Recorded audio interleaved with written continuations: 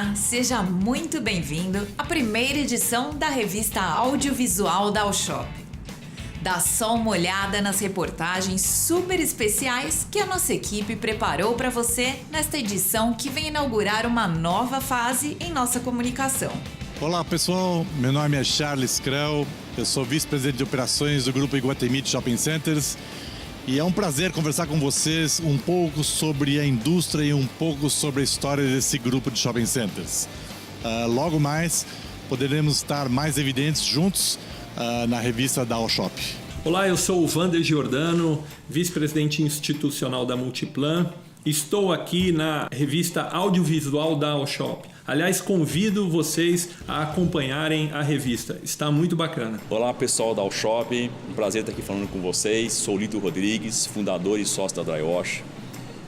Estou aqui para poder dividir com vocês um pouco da minha experiência, trajetória, principalmente colaborar aí para a revista audiovisual que traz assuntos relevantes e principalmente perspectivas de crescimento para nossas companhias. É um prazer estar aqui participando desse novo desafio que a Alshop está colocando da revista audiovisual. Tudo isso e muito mais nesta primeira edição da revista audiovisual da Alshop. Olá, meu nome é Gabriel Gaiarsa, sou um dos sócios do Rock and Roll Burger. A gente está aqui hoje na nossa primeira loja na Rua Augusta, que é a rua mais rock and roll de São Paulo. E a gente percebeu aqui na rua, num determinado momento, uma carência muito grande de alimentação, de uma alimentação que tivesse mais a cara do público que frequentava a rua. Então a gente abriu essa hamburgueria, sempre pensando, obviamente, muito na comida, mas sempre muito preocupado também com a experiência que os clientes iam ter aqui. Então a gente tem fotos de rock exclusivas aqui muito bacanas, temos as máquinas de pinball, temos um cardápio temático sempre homenageando os nossos roqueiros preferidos. Esse ano de 2018 a gente começou nosso projeto de expansão. Esse período aí de 7 anos de operação foi um período de maturação, então de aprendizado, até a gente se sentir confortável de começar a abrir novas operações. A gente abriu a segunda operação na Vila Romana, aqui em São Paulo, no começo desse ano. Agora, no mês de julho, abrimos uma unidade na Faria Lima e estamos abrindo aí nas próximas semanas uma unidade no ABC.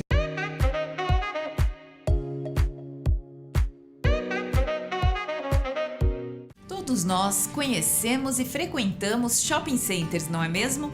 Neles, encontramos verdadeiros ambientes de conveniência e serviços de muita qualidade. Mas além desta comodidade, qual é o papel do shopping center no contexto social? Ao meu ver, ao ver da Iguatemi, um shopping center, seja ele aqui ou no exterior, ele é um equipamento da maior importância no cenário imobiliário de uma cidade. Classicamente, o shopping enobrece a zona onde ele passa a ocupar. Ele ajuda na parte rodoviária, ele ajuda na parte de água e esgoto, ele ajuda no fomento do enaltecimento do abastecimento elétrico. Ele acaba sendo normalmente um ícone arquitetônico no cenário urbano, enaltecendo do ponto de vista prático e, por que não, estético, a cidade. Sem dúvida alguma, toda vez que um shopping center se instala numa zona, você tem uma melhoria urbana no entorno, na zona primária. Ele gera, como todos sabemos, uma grande riqueza tributária, seja ela municipal, estadual, federal. Ele gera empregos diretos importantes, volume grande e, sem dúvida, talvez na ordem de 3 a 4 vezes os empregos diretos, os empregos indiretos. Então o shopping, não de hoje, já de muito tempo, tem sido um lugar acolhedor de várias deficiências, né? ou ausências que você não encontra no dia a dia pela cidade e em outros ambientes. O shopping ele é muito mais do que um centro clássico de compras. Hoje, muito mais do que isso. Ele faz um pouco o papel da antiga praça da igreja, praça central da igreja.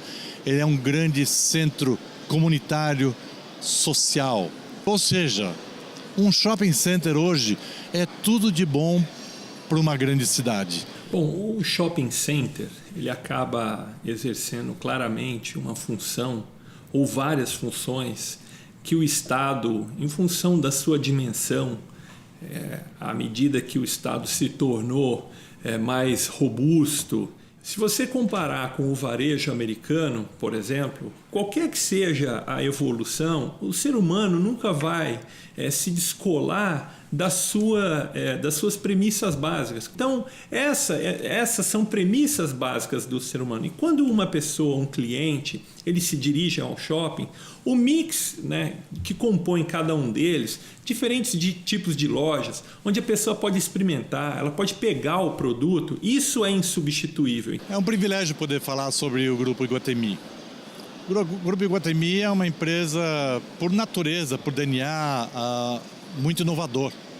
A gente podia falar de várias questões associadas à inovação, dentre elas, por exemplo, a Iguatemi foi a primeira empresa a abrir seu capital em bolsa de valores, que mudou o status das empresas de shopping centers no Brasil, sob a ótica de credibilidade, confiabilidade, seriedade para o mercado financeiro brasileiro e do mundo. São muitos acionistas de fora. Cada dia é um dia diferente e esses grandes animais, esses grandes empreendimentos são quase seres vivos, porque mexem e mudam toda hora.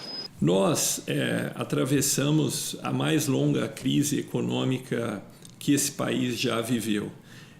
Tem sido um desafio constante para os varejistas, para os empreendedores de shopping center. Eu acho que foi uma oportunidade também para haver uma junção, teve muito diálogo, muita renegociação.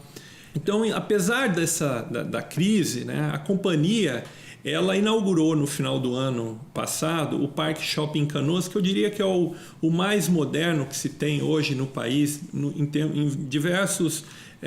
diversas modalidades, em termos de sustentabilidade, espaço, né, de alimentação, a própria operação, o mix, a integração com a natureza. A Multiplan é uma empresa de mais de 50 anos. Eu diria que a gente enxerga que os detalhes fazem toda a diferença. A gente sempre procura entregar algo a mais do que as pessoas esperam da gente. A gente tem a confiança de que esse período as pessoas vão refletir, né? É um período importante para o país, as pessoas vão refletir e vão saber colocar o país aonde ele deve estar. Aliás, é um grande país, é um país riquíssimo, e nos nossos empreendimentos a gente sempre é muito grato às pessoas que nos prestigiam, que vão nos nossos empreendimentos.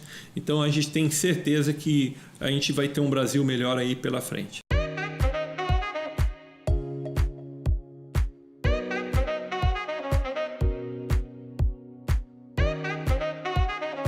Empreendedorismo nos dias de hoje é a palavra-chave para pessoas que buscam sucesso pessoal e satisfação profissional. Mas os caminhos rumo a este sucesso são repletos de perseverança, inovação e disciplina. Conheça um pouco mais sobre a trajetória de Lito Rodrigues, fundador da Drywash.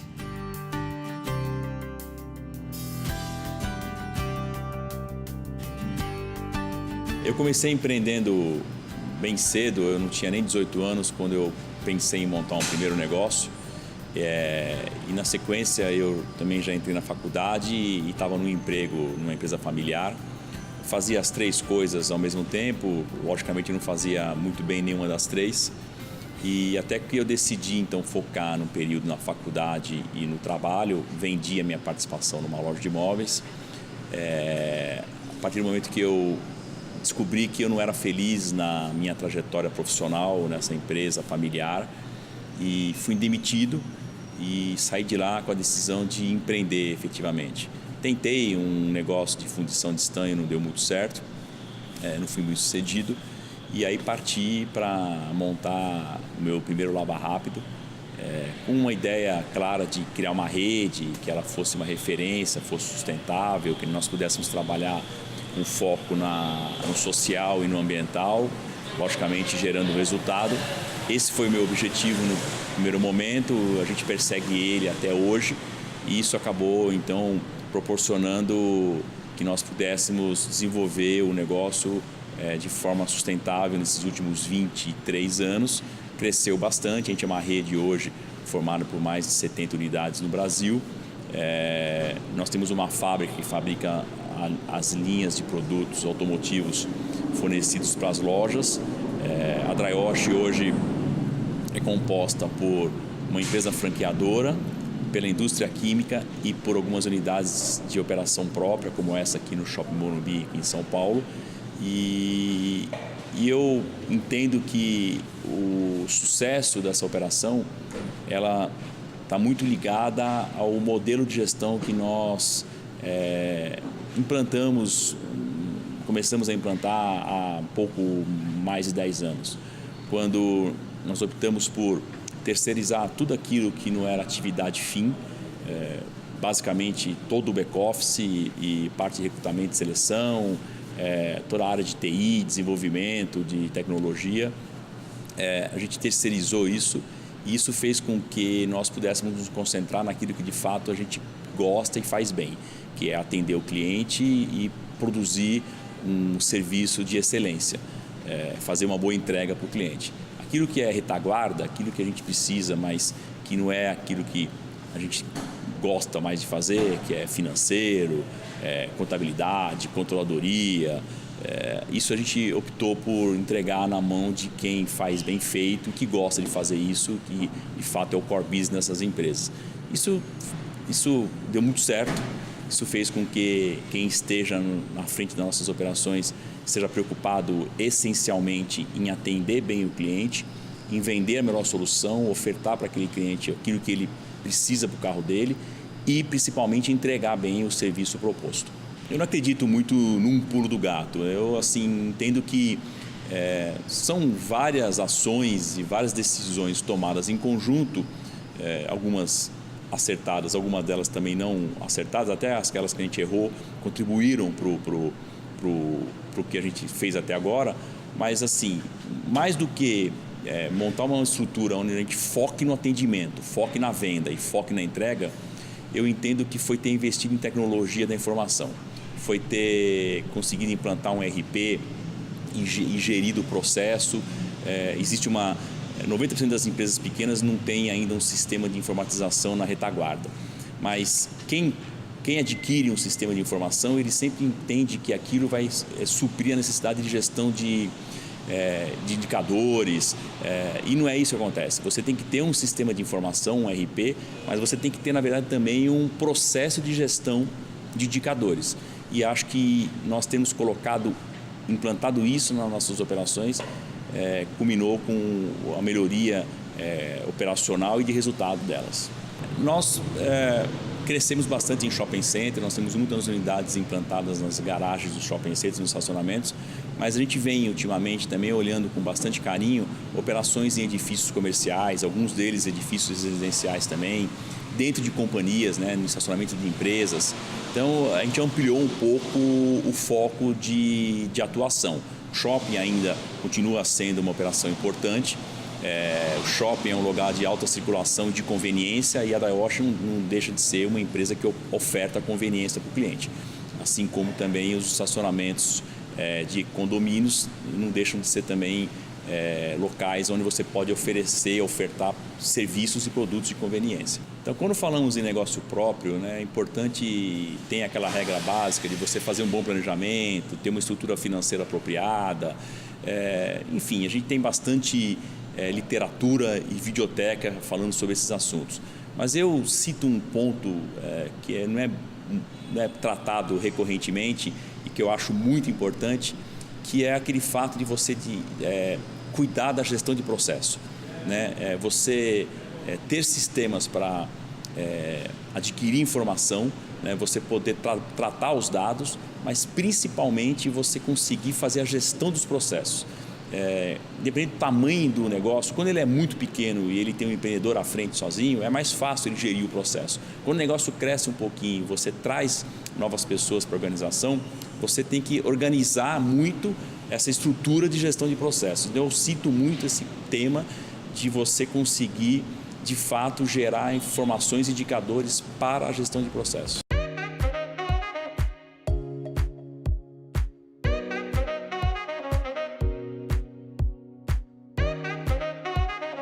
A A Shopping 2018 segue realizando importantes eventos. Como destaque, tanto o simpósio que aconteceu no primeiro semestre em Foz do Iguaçu, como a Feira de Negócios Brasil Shop, realizada em São Paulo neste segundo semestre, vem mostrando a força do segmento varejista no contexto nacional. Com a palavra, Nabil Sayon, presidente da Alshop. Esse ano nós tivemos em abril o nosso terceiro simpósio, que sem dúvida nenhuma foi um dos mais importantes realizados no Brasil. E nesse simpósio nós tivemos a oportunidade de levar grandes empreendedores de shopping, varejistas dentro do cenário nacional, governo federal representado pelo ministro Meirelles, pelo Rogério Marinho, que é o relator da reforma trabalhista, pelo Rodrigo Maia, presidente da Câmara dos Deputados, nosso presidente Michel Temer, a governadora do Paraná, Cida Borghetti, levamos também o prefeito de São Bernardo do Campo, Orlando Morando, o Frente Nacional, Carlos Giamasta, a Frente Nacional de Prefeitos, Carlos Giamasta também esteve presente, e grandes debates aconteceram nos painéis, buscando o fortalecimento em relação ao setor empresarial, mostrando para o governo federal que a melhor forma de geração de empregos é efetivamente investir no empresariado e buscar também o relacionamento com os três setores, varejo, shopping center, governo federal.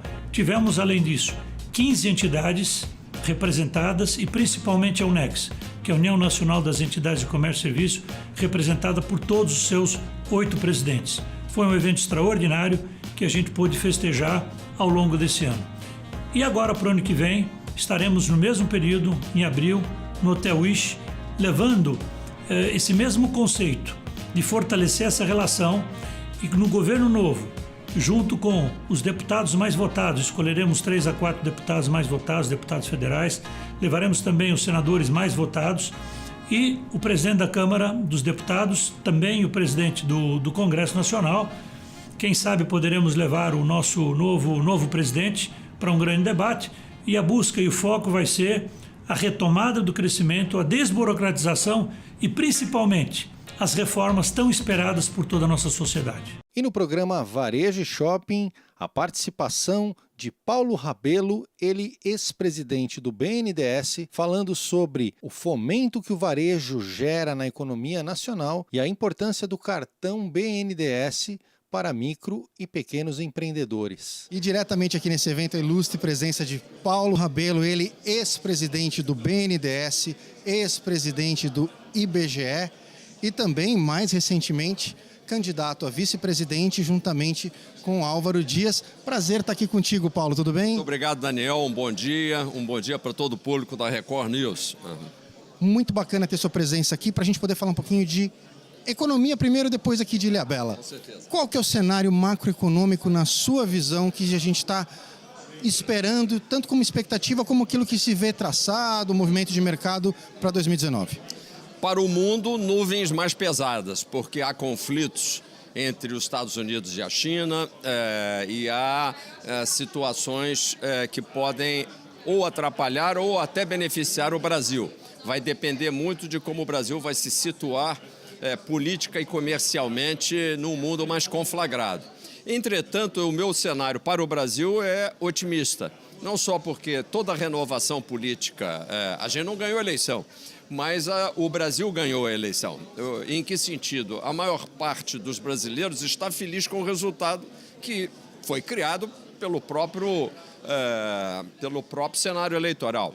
E, portanto, essa janela de oportunidade tem que ser aproveitada pelo próximo governo e aproveitada com muito critério, mas também com a velocidade adequada para que não haja a decepção. Porque o Brasil é um país rico, gente. O Brasil, estamos discutindo aqui royalties de petróleo, o país é dotado de riquezas, não só naturais, como também o talento dos brasileiros, o talento para o trabalho, o talento para o empreendedorismo. Mas falta a organização e falta também controlar o governo que hoje chupa a riqueza do Brasil para alimentar Brasília. E, portanto, se a gente conseguir controlar esse aspecto, o Brasil vai para frente. Reforma trabalhista, reforma previdenciária, reformas de tributárias, enfim, fundamentais para o dia a dia de um país diferente? Eu venho há mais de 30 anos, você ter certeza de que é muito, muito tempo, falando da principal e a mãe de todas as reformas, a tributária, onde inclusive o capítulo previdenciário entra. No entanto, a gente já não está ouvindo falar de reforma tributária. A imprensa, ela é pautada por governos que muitas vezes têm uma agenda restrita. E eu estou com receio de que o novo governo que está aí para chegar no dia 1º de janeiro tem uma pauta restrita. Ele ouve falar em reforma previdenciária e ele começa a falar que a reforma já vem, alguns até no governo dizem que ela talvez nem venha. E a mãe das reformas, que é tirar o governo do lombo dos brasileiros, simplificando os impostos, diminuindo a carga tributária, disso já não se fala mais. Esse é um aspecto sobre o qual fico feliz de você perguntar e acho que nós temos que insistir nisso e cobrar isto. E se eles não têm um programa, nós temos para sugerir para que essa reforma tributária seja votada ainda no 1º semestre do ano que vem. Para a gente fechar, o BNDES, uma importante instituição brasileira que o senhor teve a oportunidade de presidir, fomentando a economia, também fomentando o varejo, enfim, o pequeno empreendedor de forma geral. Como o senhor enxerga a importância desse tipo de instituição nesse novo momento? Importantíssimo, e eu, nos 10 meses que estive no BNDES, tive a oportunidade de acrescentar 10 pontos percentuais no tamanho da participação dos micro, pequenos e médios empresários dentro do conjunto das concessões de empréstimos. Então, quero avisar todos vocês, empreendedoras e empreendedores, vão procurar o cartão BNDES, entrem no site do BNDES, não fiquem encabulados achando que isto é um banco de desenvolvimento, é uma coisa muito grande, quem sou eu para tomar um empréstimo? Não, manda lá um WhatsApp, manda um tweet, vocês peçam, por quê? Porque hoje, praticamente 50% do valor total emprestado no ano pelo BNDES já é para micro e pequeno empresário. Você não vai ser o primeiro a bater na porta do BNDES. Muita gente pensa que o BNDES são as grandes empresas, aliás, essas aí polêmicas, grandes negócios. Não, 50%. Era 40% e eu em 10 meses consegui aumentar em 10 pontos percentuais essa participação. A prioridade do BNDES do futuro é ajudar o pequeno empreendedor brasileiro. Muito obrigado. Petróleo em Ilhabela, momento importante. Importantíssimo, aliás, o prefeito Márcio Tenório, a nova geração de políticos que tem como norte a boa administração, ele tem como estrela uma gestão eficiente e dentro dessa ideia de gestão eficiente, ele montou um fundo soberano para cuidar que os royalties do petróleo, ou seja, esta mesada que vem de mão beijada, mas que é importantíssima para os municípios que são limítrofes dos campos de exploração de petróleo, que esta enorme riqueza não seja esbanjada, não seja dilapidada. E a única maneira de fazer isso é botar no porquinho o dinheiro. O porquinho é o fundo soberano. E essa poupança ela vai revertendo através dos serviços que esse dinheiro presta para a saúde, para a educação, para o turismo, para a cultura. Eu acho que o trabalho aqui em Ilhabela vai ser simplesmente inovador e digno de ser copiado por todos os municípios, que são mais de 100 detentores desse privilégio de receber os royalties do petróleo. É isso aí, muito obrigado, parabéns ao prefeito Márcio Tenório pela iniciativa, parabéns à população de Ilhabela, que vai ter um legado muito positivo de tudo que acontece. Muito obrigado, Paulo, sucesso. Muito obrigado e eu espero que nós brasileiros tenhamos a oportunidade de ver alguns dos nossos sonhos de muito tempo finalmente se tornando realidade através de uma administração mais eficiente e principalmente mais respeitadora dos direitos do cidadão. Você continua acompanhando a Record News. E o fundador do Grupo Habib's, Dr. Alberto Saraiva, fez questão de dividir sua experiência pessoal na participação nos eventos Ao Shop. Feliz porque de conhecer Ao Shop, de ter participado sempre nos eventos e tudo mais. Em abril nós tivemos um evento maravilhoso em que teve lá algumas autoridades, teve o presidente da República, teve ministros, teve alguns deputados importantes que fizeram algumas leis, como a reforma trabalhista e tudo mais.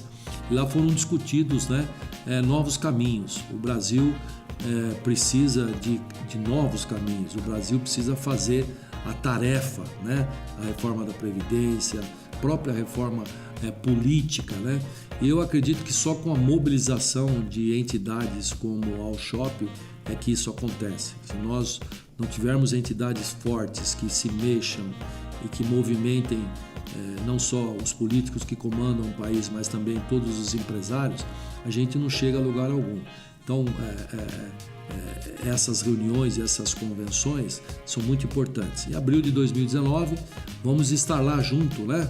Aí já vamos estar numa época de um presidente já eleito e torcer para que esse presidente venha e pratique todas as reformas necessárias e que cumpra, né, com as suas promessas que estão sendo feitas. O Dr. Alberto comentou os resultados no segundo semestre de 2018. E agora, nesse semestre de 2018, eu poderia dizer que o varejo teve aí um crescimento muito grande, principalmente a nossa rede.